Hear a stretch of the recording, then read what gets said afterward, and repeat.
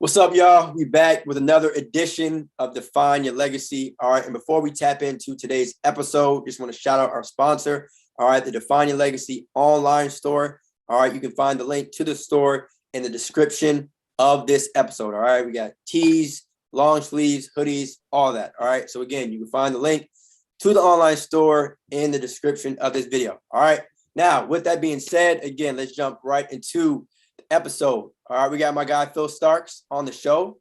What's up, man? Appreciate you for being on the show, man. What's up? Yeah, man. What's going on, man? Thank you for having me. I appreciate it, man. Excited to be here. You know what I mean?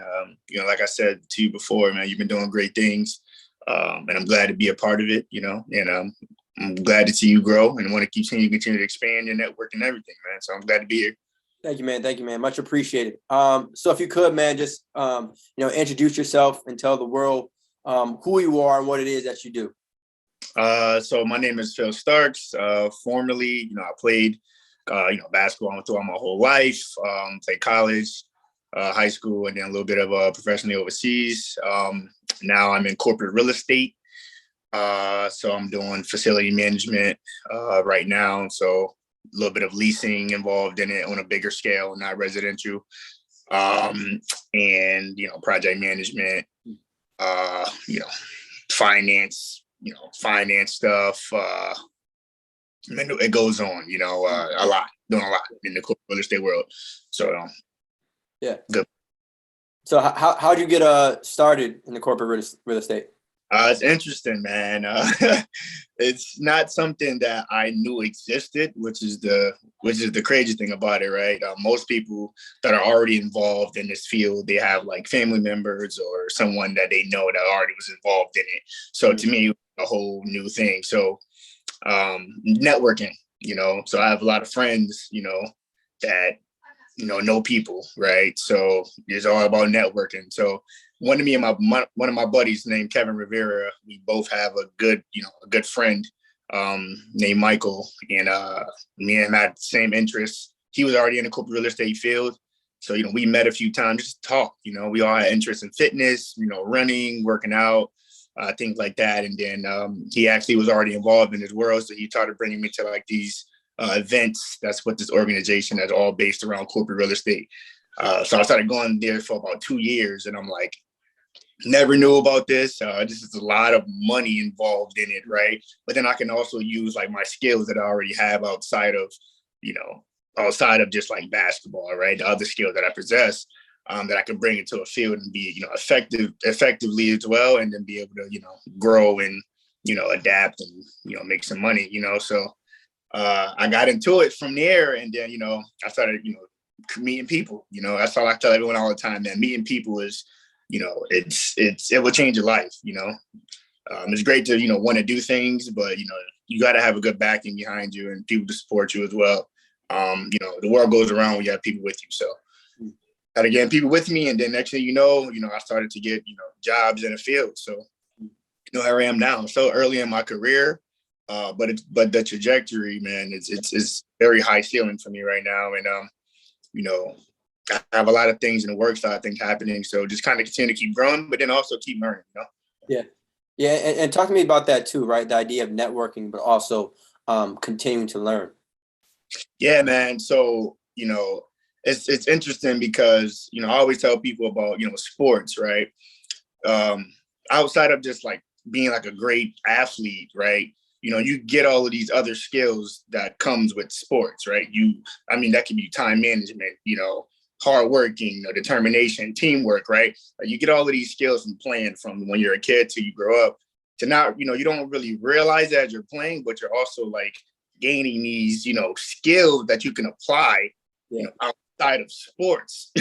So, became like a huge extrovert, right? So me being young and playing like AAU basketball where, traveling, my teammates are all from different cultures, different backgrounds, traveling, playing with them, meeting those people, meeting those families, right?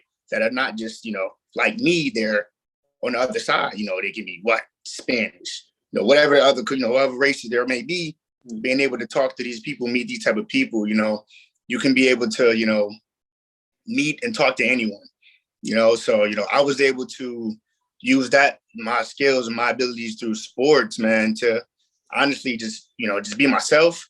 But also I already gained these gained these from being young that I didn't even realize I even had it. It was just something I'm just like, hey, this is me, this is Phil, and this is, just how I am. So that networking piece, is very, very important. It's very, very important. Doors can be opened, so much easier when you have a good network and a good background, and also just being true and being real, and having an idea when you're young, at least having like an idea of like what you want to do. You may not have a whole 5-year plan, but at least if you have an idea what your interests are, you can be able to tap into, an avenue and have, mentors for sure is very important. Having some mentors around you too, man, just to be able to, continue to grow, and to the learning piece, you have to be open, right? You have to be a sponge, you know what I'm saying? You have to be able to want more, right? Not settling for comfortability, right? Being able to be like, hey, like, I'm good where I'm at, but I can be somewhere else. But also, also being appreciative of where you are now compared to where you were before, but just never losing that hunger. And I had that hunger just from being competitive in basketball. So I brought that over, into the work lane too, to where I'm like, hey, I'm competitive. I know this field is competitive, but, I'm here and, I'm gonna do what I need to do to, keep growing and, just keep being who I am. And, and to like I said before, just keep being people, man, and growing. That, that's very important, Yeah. And so, and when you talk about being competitive in the work field, obviously when you're competing as an athlete, the goal is to win the game, right? Or be better than your opponent. But how does that play into account when you're talking about business and overall real estate for you? Yes. Yeah. For me, yeah. So this market is competitive, right? Everyone is trying to do business.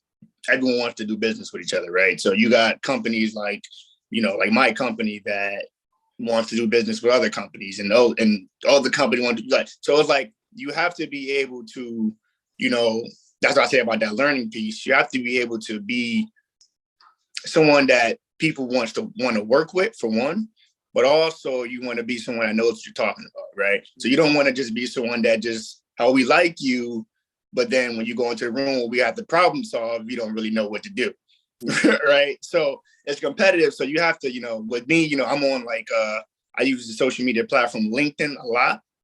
So I have a lot of different, I got like Hartford business journals and have all these different like platforms on LinkedIn where I'm like reading what's happening in the market like every day, right? And, my bosses and people that I work with, I ask them questions a lot because they've been in the market for 40, 30 years. So I'm asking them, my mentors that I've been having. So every time I have any questions, I'm asking, right? And then trying to figure out what do they think? Okay, what do you think? This is what I think. And being able to have that collaboration, I'm telling you, it goes a long way. And reading, like you have to read.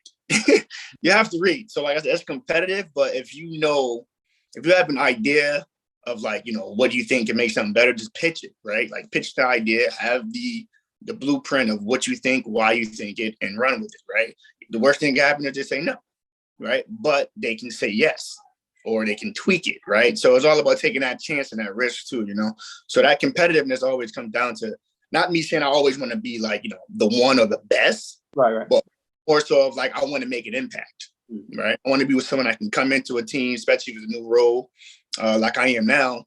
I want to come in and make an impact, quickly as possible, especially still be, young in this market. So just trying to make an impact in the blueprint, as soon as possible. So, just having that nature of just wanting to just be great, the competitiveness. And at the same time, it's like I'm competing against kind of like competing against myself. I'm not really looking at like what other people are pretty much doing, just trying to figure out what I need to do, so I can be comfortable, so I can be good for myself, Yeah.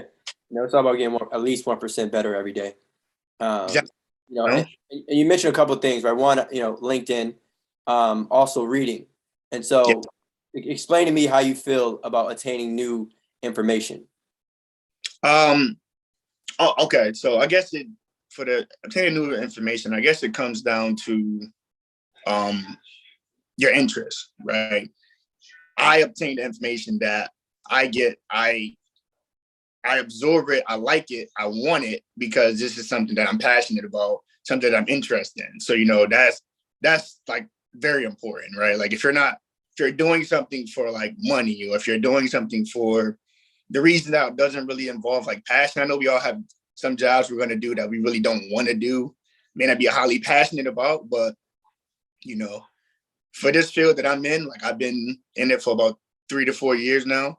Like this is like, okay, I know this is where I want to be, right? Didn't just happen overnight, right? Because at one point I thought basketball was going to be what I was going to be doing for the rest of my life, right? So that was a whole transition, you know, on its own, figuring that out. We can talk about that later too, but you know, just when you have that passion and you like, hey, like I want to do good at something, you know, you have to be able to obtain information and dish it out, right? So I think that's very important. I know reading maybe not something that people still I don't know how much, you know, as much. I mean, I asked because I mean the way I see it is like living in 2021, 2022 is like you can attain information in a variety of ways, right? So you use LinkedIn and reading. Yeah. As crazy as that might sound, it's working for you, but you know that may not be the most common form of receiving information. But if it's working for you, then you know that's always, you know, there's some people who still read newspapers, and you know what I'm saying. So it's like I feel it's all about how you get your information, as long as you get it. Right. I mean, even like, you know, even like if I even go on like YouTube sometimes, watch, you know, videos about, you know, learning about Ralph RAs or, you know, just you know, Bitcoin and metaverse, right? So like I use YouTube sometimes as well to obtain more information, and watch different like podcasts to see what they talk about on certain topics, right? That I may be interested in, whatever the topic may be about. But at this point in my life, I really don't watch too many things that can't obtain to me to grow in some type of way, right? I'm not gonna say everything I watch has to do with work, no, but anything just have to do with like any type of growth and expanding my mind, right? Because your mind is one of the most powerful thing you have is your mind. So being able to keep having that grow and elevate and expand, right? I think that makes a difference on, you know, how do you think and how you carry yourself, you know, and going from there with that. So I think that's very important. Yeah. And do you think that kind of came with age? Yes. Yes. in a way, right? So in a way, because, you know, some people as they get older, they may, you know, sometimes, you know, oh, you're mature. When you're 35, you're supposed to be like this. Or when you're 25, you're supposed to be like. So I guess, yes, in a way, it came with age. And then at some point, it's like, well, not everyone thinks the way, you know, us may think at that age, right? It all just depends on, I guess, a certain point in your life where it's like, okay, what are you gonna do? So I think my turning point with me, I think that pretty much happened when I realized like basketball wasn't gonna be like my end all be all career, right? Because I just figured like I'm gonna play until whenever age 50, 40, I'm gonna play, make all this money, I'm gonna play, and then I'm gonna just stop playing, I have all this money, and I'll do something else after, right? I was like the original goal as a kid, right? Growing up, everyone wanted to go to the NBA, right? So that's like the plan in your head. But then reality hit when it was like, okay, well, it ain't, that's not, it's gonna happen. So now what? What do you do? You know, what do you do now? So I went through a phase of kind of being lost. Right, I was like lost. I wasn't doing, you know, nothing crazy, but I was just lost. Like, what is my next step? What can I do? Right. So, you know, that was not a dark period, but it was a very confusing time that I didn't know what to do. You know, so you know, I'm glad I was able to, you know, figure out what was needed, and you know, by the grace of God, showed me the path. You know, I always believe in God. So just being blessed, man. But yeah, that was important. Yeah. What would you say though, if you had to point to one thing that really helped you kind of get out of that moment? One thing that helped me, man, I would say talking to my mom, to be honest. You know, anytime I do anything that involves me talking about my life, legacy, career, always goes back to my mom. You know, that can never be overshadowed. It never will be, you know. My mom has, you know, been like the rock since I've been born, right?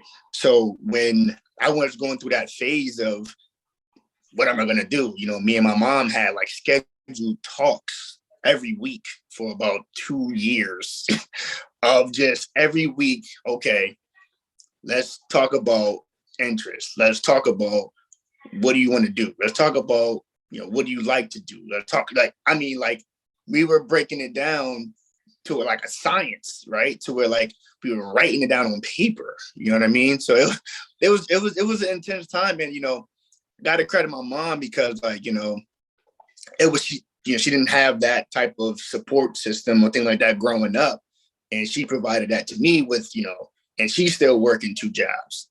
You know what I mean? So like, you know, it was that got me out of a, you know, a period of what next. And then I'm like, okay, I got to do what I got to do because now I got to help out moms. Yeah. You know what I'm saying? Make sure moms is good.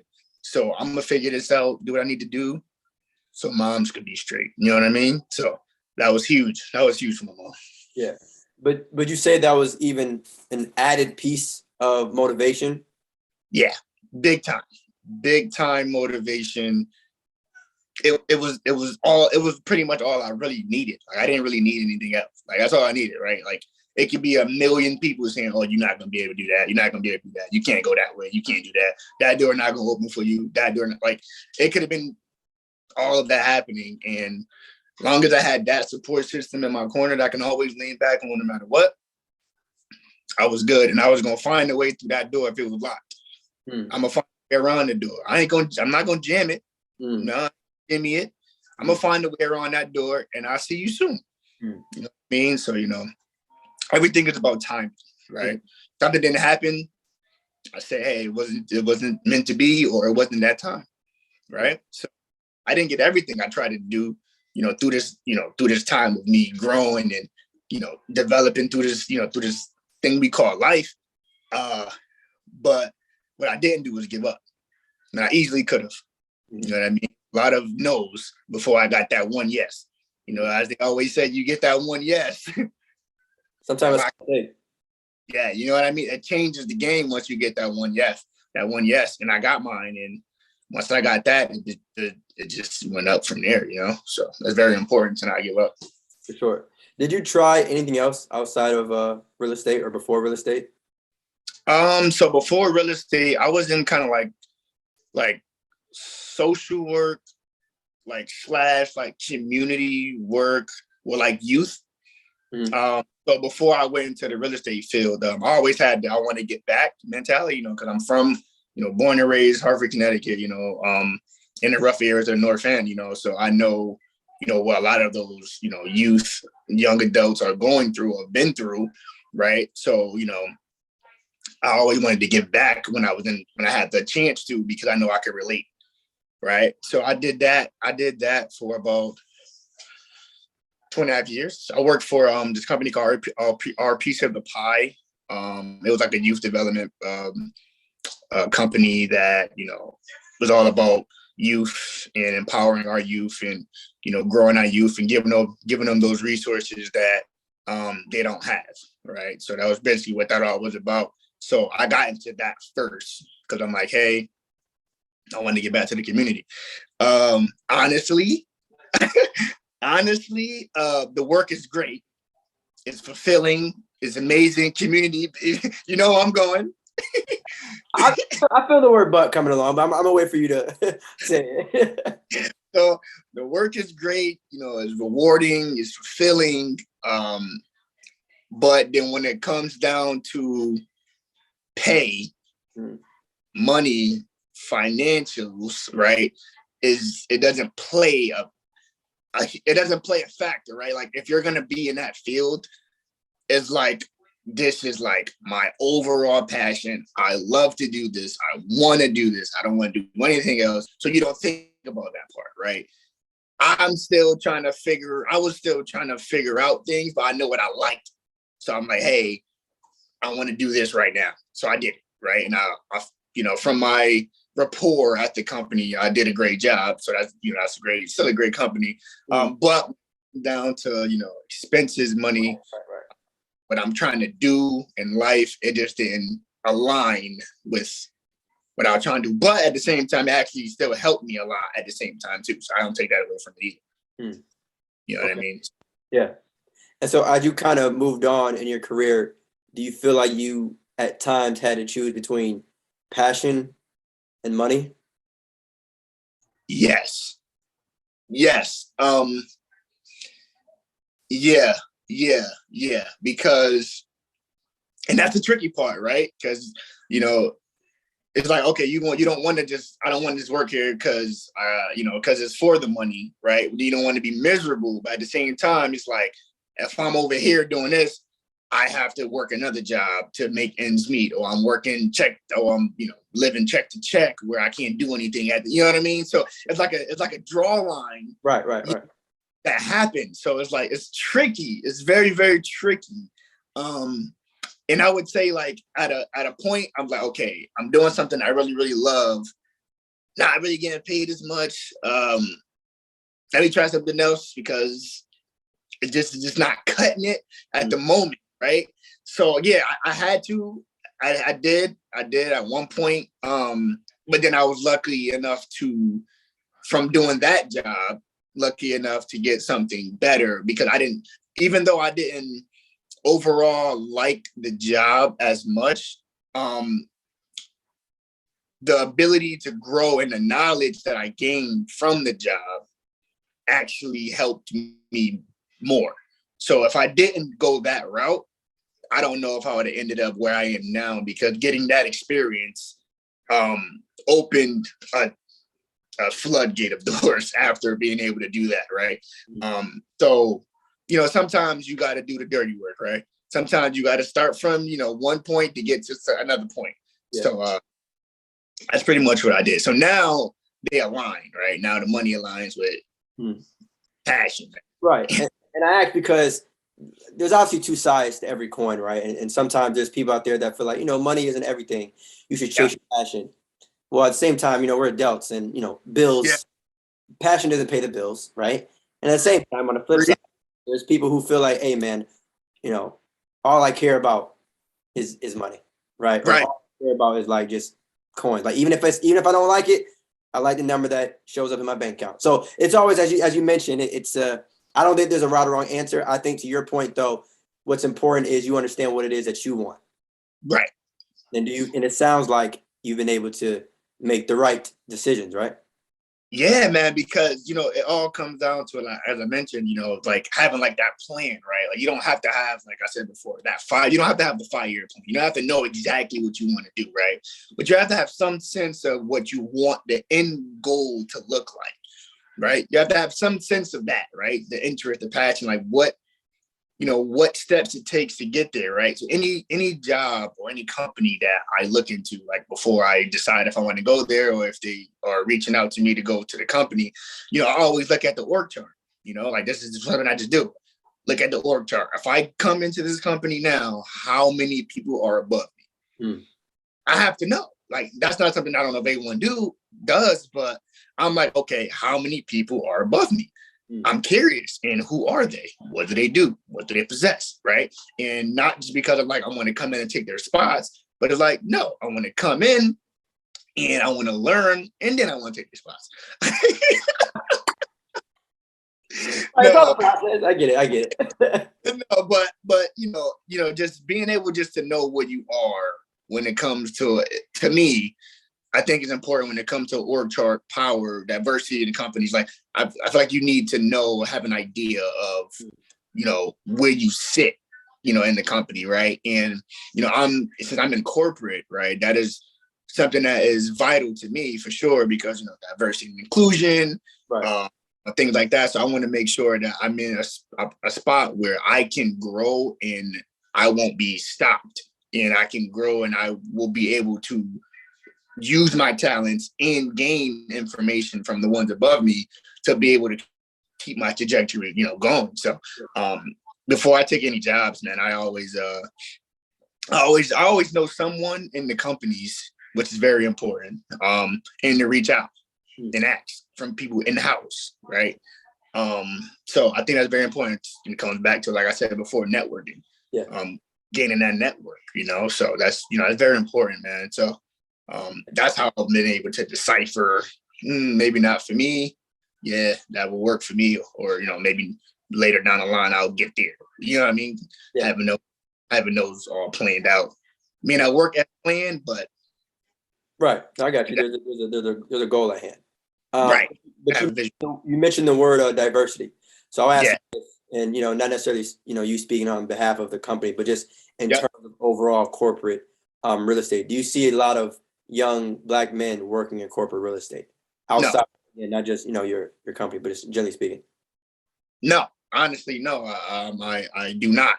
And one of the outside of work, one of the organizations that I'm a part of is called Cornet.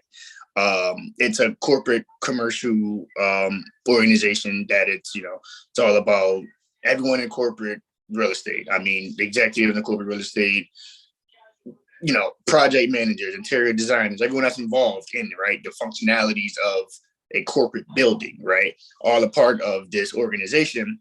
And I'm on the board, right? So I am a young leader co-chair is my title. So I am the one that's like, hey, involved in getting more young people to be a part of corporate real estate. Because for one, outside of the diversity, there's a lot of old people. That's just being honest, right? There's a lot of elderly, right? So now it's a new day and age. So now they want more young people to come in and take over as they retire. A lot of people have been retiring this past 2 years. A lot of people are retiring early as well because they don't want to return back to office. That's another conversation, right? But still, so they're like, hey, we new school, we need you guys, because we're gonna be leaving. We want to hand this down to you guys, right? So I'm in a position now where I'm the youngest person on the board ever, and I'm African American. So I present to colleges. Well, me and my team, we present to colleges that are in real estate, and also, we go to high schools, and we have all these like events that are all over the place. Great events, great people, and I'm able to advocate, for the people. And the great thing about that is I am a testament to what can happen, because for me joining this organization with these great people, they have all helped me get to where I am right now. So like, they care, but that's just one group, right? It's much more. It is different, Yeah.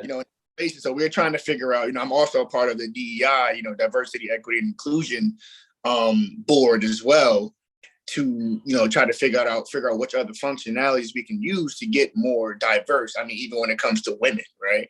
Not a lot of women, and then when there are women, they're not.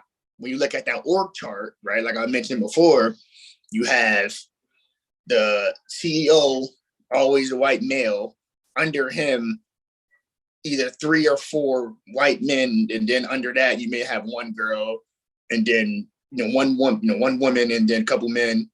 And then you get like women mixed in with, African, like, you know what I mean? So when you get to those higher level, the higher level up, up the chain, that is what the disconnect is currently in the market. So there's been all these different practices to try to get more, people of, color, different race, ethnicity, gender, trying to get them the same resources that everyone else had that's been already in this field to help them out. So it's a long way to go.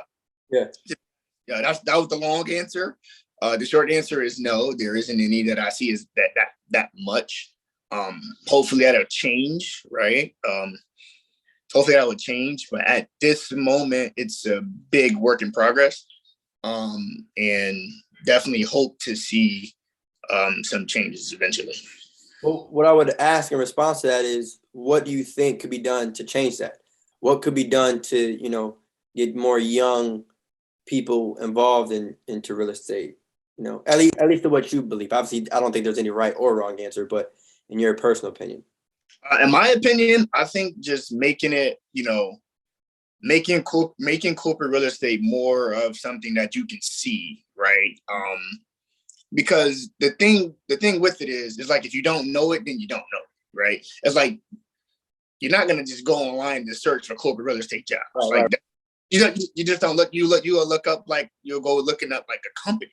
You'll look up like Travelers, or you look up like the Hartford, IBM. Like you'll look these companies up because you just know like these are huge companies, right? ESPN, NBA. You'll look these companies up, but you're not gonna look for corporate real estate because you don't think about it. You don't know what it is. So I think it has to be some more practices on, getting the corporate real estate, jobs and just having them more visible, some way, somehow more visible. I don't know if that's commercials, better marketing, maybe marketing, to be honest. Hiring better marketing companies and, like Deloitte or, all these marketing companies, having them, present more of the corporate real estate so it can be more in people's eyes, right? Because everything now is online, right? Everything is on social medias. Everything is, it's right there on your face. So if you're able to see it more, then they're like, hey, what's this? What's that? So I think it comes down to that a lot more because, like I said, I didn't even know about it until someone told me. And it's like no one is. And then when I go, to the events, prior to when I started, it was all just like, older people. That's all in like 40s to 50s and up. No one below, 35. Right. So what made you decide to keep going with that though? Like, and not seeing the representation? But for a lot of people, it's discouraging. But yeah. Honestly, at first I was kind of like at all, right? So at first I'm going to these events and, I'm wearing because everyone wears suits, right, at the event. So, coming from the, job I was at with the youth, you don't got to wear suits or anything like that. So I used to leave work and then put on a suit in the car. And I used to just feel like a different person, right? That was just one part of it, right? I started feeling like I was a whole new guy leaving my job, right? Not saying I'm not to discredit my job, but but that felt like the feeling I felt inside when I put that on. I'm like, okay, different.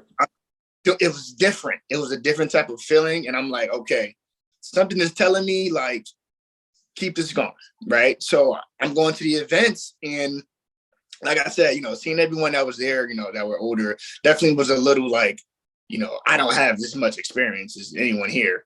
But, like I said, the people that I met, in this organization that are I literally call my friends at this point, they were awesome. It was, it's no judgment, they're welcoming me in with open arms. And that's a testament to a lot of their characters.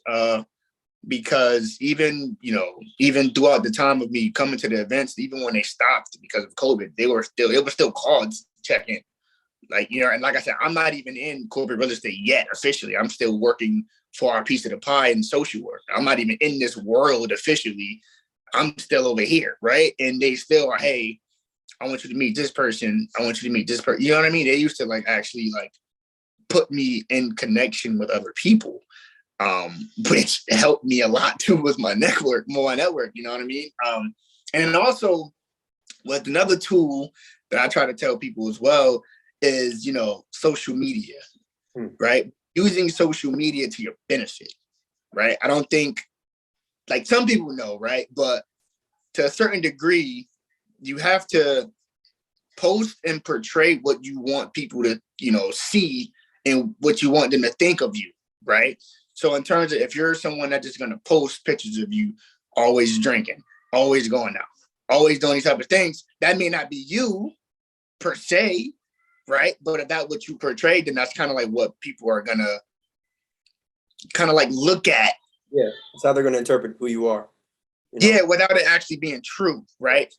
being very cautious on what you post. And then also, something that I learned too is knowing when to post, right? Knowing when to post and what to post at what time. They got all the algorithms and, algorithm things like that. So I use LinkedIn, to post specific things that I know are going to target specific audiences to bring that engagement to make me more someone that someone wants to talk to. Yeah. Which is not something you just kind of just pick up. Right. I had to learn through, corporate real estate and, figure out, the languages, the verbiages, the ins and outs first before I decide on what to post and what to show. But being able to do that has gotten me, a long way. And, even talking to people that in person that will come up to me and be like, hey, we spoke on LinkedIn. I'm like, oh, how you doing? How you doing? I mean, what's your overall goal on LinkedIn?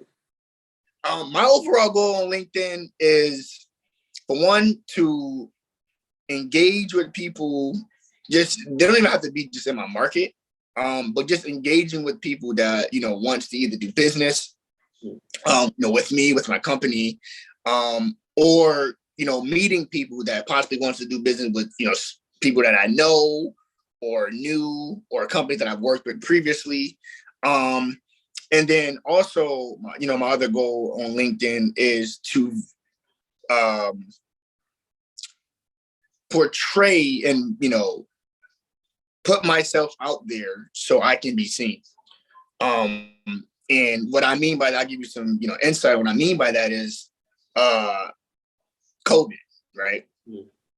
I got a job, not my job that I left recently. I got my job I just left through COVID, right? But if I wasn't someone that was, highly active on LinkedIn, but I mean, like, posting or resharing, articles about what's happening in the market to show that I'm paying attention to what's going on, right? He knows what's happening. He's reciting what's happening. He's reading what's going on, right? So that's like one portion of it. And then also showing that I can network and talk to certain, different people, different crowds. Then I'm also presenting on the board, for a corporate real estate organization and, posting that up and, having specific captions on what I put down and having the verbiage to back it up, right? It's all just about presentation, right? Like, it's all about the presentation and how you create it. Yeah, it's about the presentation. Like that can go along, that can make or break a lot of situations. So, being able to do all of that, right? That put me in a position, in a spot where now I'm valuable. I'm an asset to a company. So if I go into a company, I'm going to know at least 5 or 6 people there. And out of the 5 or 6 people there, maybe 3 of them are going to be someone that's in really high power, which plays a huge factor on my career and on my growth because they're going to look out for me. Right. So I use LinkedIn for those things. But the interesting thing about it is I didn't realize I was doing that until like a year or 2 ago. Like, I was already on LinkedIn for some time, didn't use it as much, and started using it little by little. And then I started to actually dive into what LinkedIn can actually do, for my career. Right. And like I said before, it just goes down. It shows what people see social media as is you post what's important. That's what they think, right? Even if it's not true, you post what's important to you. You post your family, post, your wife, girlfriend, boyfriend. You post hobbies and you post your interests. You post what you like to do. So that's what they're going to portray it as, you posting what you like to do. And this is going to, by me going on your page, this shows me who you are. Why do you think, jobs go on your Facebook without you knowing? Like, they go on here to see, okay, even if it's not true, this is who I think this person is. Yeah. You know what I mean? Yeah. So you have to be cautious just anybody just being cautious in what you post, how you post, and, just having, like, to your point, what is the target goal? Having, like, some type of goal on why you're doing what you're doing. If you're in I guess in like a field like I am. I guess it doesn't always have to be like that if you're in like a different type of field. If you're like an influencer, then it really doesn't matter. You know what I mean? That's true. That's true. So I got a question for you in terms of overall perspective. What would the Phil Starks 10 years ago say to the Phil Starks of today? Ooh. The Phil Starks from 10 years ago, what would he say to me today? He would say, wow, you have braids. Hair grows. Didn't know that. Didn't know your hair can grow. We tried it a time. It would not grow. I just kept having the patty. It just didn't grow. But I truly think that the Phil Stark 10 years ago would say to me now is, you've came a long way, right? You came a long way. You have a long way to go, but you're on the right track. And everything we've done from 10 years ago to now has put you in a position where you can talk about trials and tribulations, because not everything was yes, right? So you can talk about the failures, but then you also can talk about the pros to what happened as well, too, the successes that happened within that time frame from that 10 years ago to this point now. So I think he would say, you did a great job, but, we have long ways to go from now to where we're trying to go, but we're still proud of you. Okay. Yeah. So how about this? Yeah. Phil Starks of now. What advice would he give to the Phil Starks 10 years ago? Now, I'm gonna say this, right? Say a few things, right? The Phil Starks now, from what I know now, if I knew this back then, I would say, Phil, if you wanted, example, I went to Prince Tech High School, right?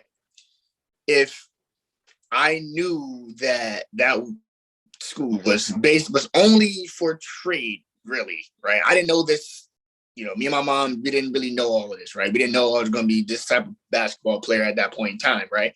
So my mom was more so like, hey, I want you to get a trade. I want you to get a job. I don't want you to be out here not doing nothing, right? I wasn't good yet, right? So like, we don't know what's going to happen. I want to make sure you got something to fall back on because whatever, right? So I would say probably not go to Prince Tech. That would be something that I probably wouldn't do, and not just because of basketball, but just because of the academic portion as well too, with that. So I would say, Phil, you lived in Bloomfield, you should go to Bloomfield High School, right? I would say that for one. For two,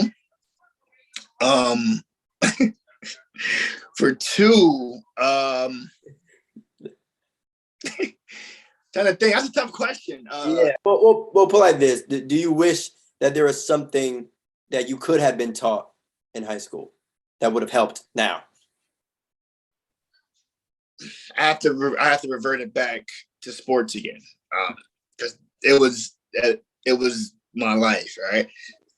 If I knew sports were a lot about politics and a lot about being seen outside of where you currently reside, I would tell myself to have my mom or whoever to put me in every camp,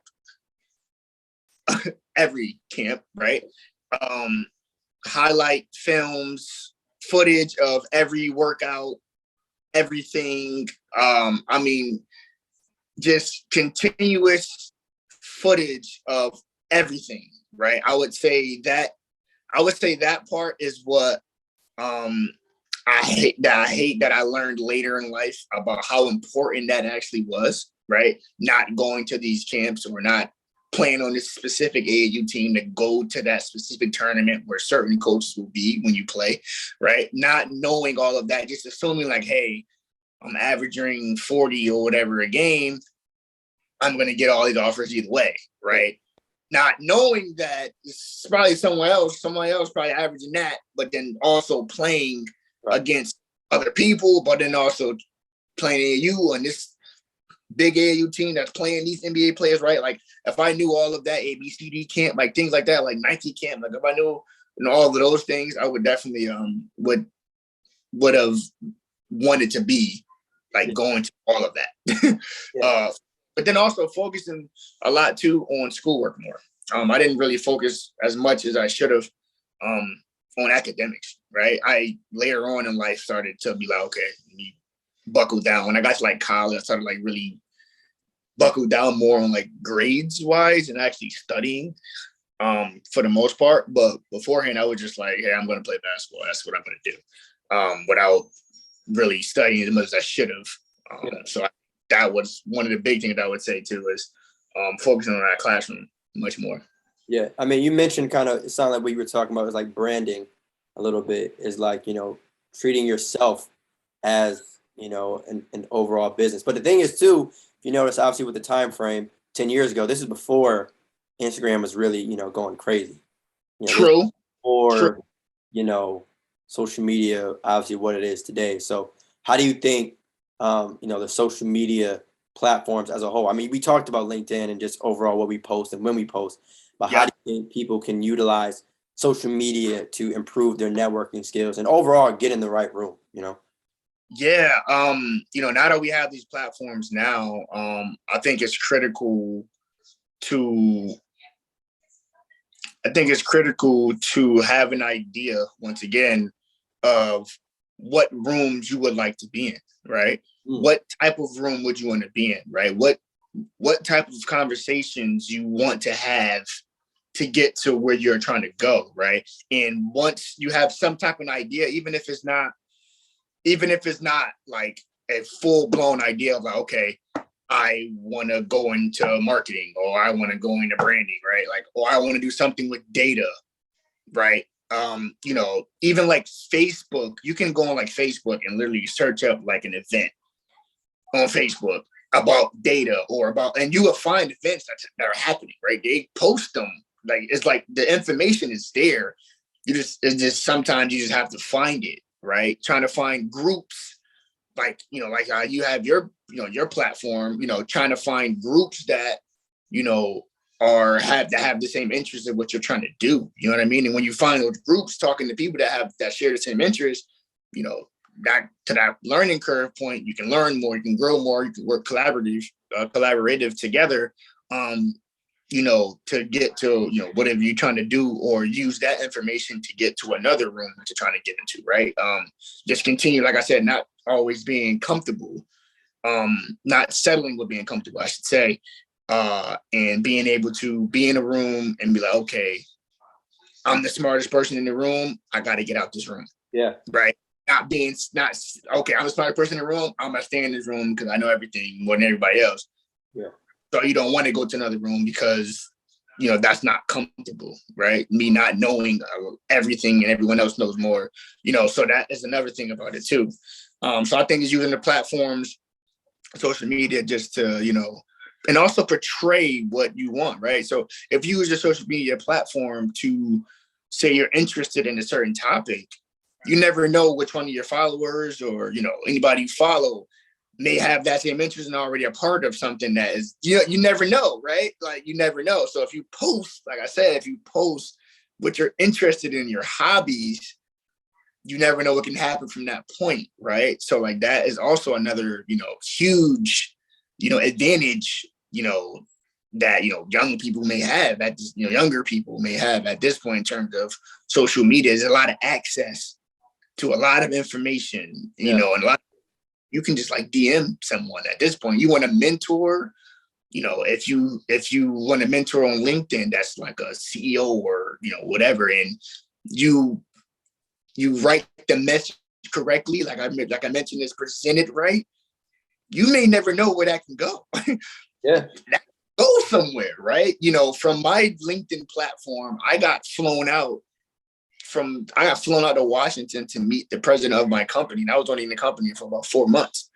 And he just looked at, to your point, the branding of the branding, right? He just looked at the branding part. We never met. We didn't talk. Like, it was the branding portion. He's like, all right, I have to meet this kid, right? So that is very vital to, young people that just using the platform, period, that can be to your advantage if you use it correctly. You have to. Yeah, and I always say, like, social media, and I guess Instagram more specifically, is online resume, right? That to me really is the case. It's like, when if someone doesn't know who you are nowadays, they can literally just type in your name on IG, and if they don't see what they really want, then, like, all right, it's a dub. Like, yeah, honestly, like, that's a great point. Yeah, like, I like how you put that. It's the online resume, right? Yeah. And it's interesting that you said that, right? Because even in, like, the corporate space, right? You may, you got to apply, send in your resume, right? Mm-hmm. Nowadays, some companies are asking for a picture on the resume, right? And then some companies don't even look at your resume. They go right to your LinkedIn. Yeah. And that's resume, right? That's resume. Like, if you're on Instagram and you're trying to be an influencer, right? And a company wants you to, they have a product, they want someone to display their product on Instagram. They're going to look at what? Your followers. They're going to look at who are engaged into your online resume. They're going to see that. And then if you're someone that they feel like they can gain things from, and you can, vice versa, work together, then that's how you started getting paid from Instagram, So everything is all about the platform and how to utilize it, right? Yeah. And the people that are getting paid through, Instagram, social media, like, that's all branding, and, that's all about what you post and how you post and how you get people to engage, in what you're trying to sell at this point. You're trying to sell something. Yeah, that's ultimately, I think, like, all it is. When it comes down to it. Yeah, ultimately, transactions and money is going to be exchanged, whatever it is that you're trying to do. Whether you find a job, make a sale, whatever. There's some sort of, finances being, a part of the picture. Yeah. But let me also ask you this. Do you feel that there's pressure on you as an individual to thrive in the business that you're in? Yes. I'm going to say I feel like there's pressure because I know there is a lot of younger people that have been looking up to me for a very long time. So I feel like there's a sense of pressure in terms of making sure, because I'm going to be, I'm going to do what I have to do regardless, but, just making sure that what I'm doing, I want that to be something positive. So younger, people that are coming behind me, that are looking up to me, are looking like, I want to be like that guy. Yeah. Right. So I look at it as that point, as that role model so I put the pressure more so on myself, right? In terms of the people that are coming up from behind me, I know are looking, up to me. But then in terms of, like, the field, that I'm in with all of my peers that have helped me to this point, now it's also a pressure that I put on myself as well, to be like, okay, they vouched for me, right? They got me to these spots, right? Now I need to do what I need to do, so I don't let myself down, but also don't let them down, right? So I have that pressure on myself too, because I'm like, it's like when you give somebody, hey, I have this guy, you give somebody your word, right? I have this guy, he's a great worker, he's going to do what he has to do. You should pick him up, you should get him on your podcast, you should have him work with you, things like that. And then the person comes and they're the complete opposite. Yeah. Turn aim, right? So you don't want to, I don't never want to be in that situation. I never want to put anyone in a situation where it's like, okay, well, you vouch for this kid and he's the complete opposite of what you said. And when it comes down to, if I, put a word in for someone else and it happens to me, and it tarnishes my name, I would feel, a way too, just because, my character is very important to me. That is, something that I not strive to perfection, but I'm very critical on how I'm portrayed, which can be to a fault sometimes, to be honest. To me, that just means you care. Yeah. Yeah. There's passion there. You're not just a robot, Right.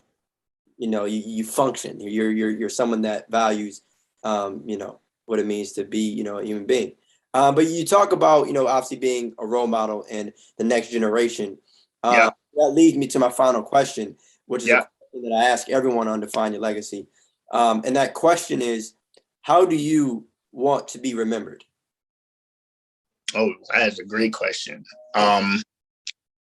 I want to be remembered as